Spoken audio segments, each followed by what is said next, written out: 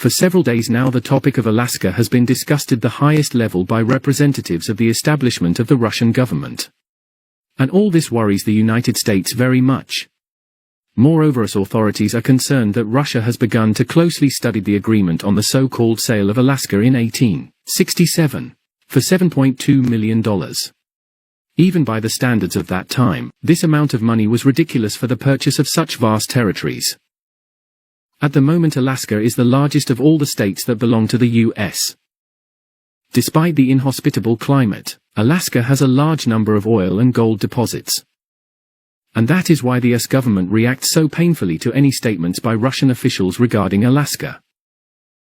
A member of the Security Council of the Russian Federation, chairman of the State Duma, the Federal Assembly of the Russian Federation, Vyacheslav, and also added oil to the fire. In his speech he called for a detailed study of the agreement on the sale of Alaska to the United States. While the US authorities are trying to steal and appropriate Russia's financial assets, Moscow is preparing to launch the procedure for returning Alaska, Vyacheslav Volodin said. It is worth noting that experts studying in detail the sale agreement of 1867 have already identified a lot of points that indicate that the Russian Empire did not sell Alaska, but gave it to the United States for temporary use.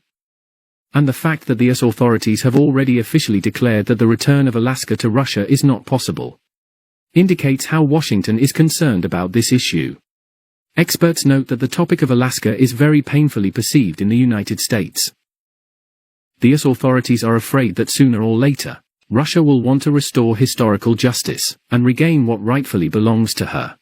Fly friends, judging by how rapidly the geopolitical situation in the world is changing, the true identity of Alaska will be on the agenda many more times.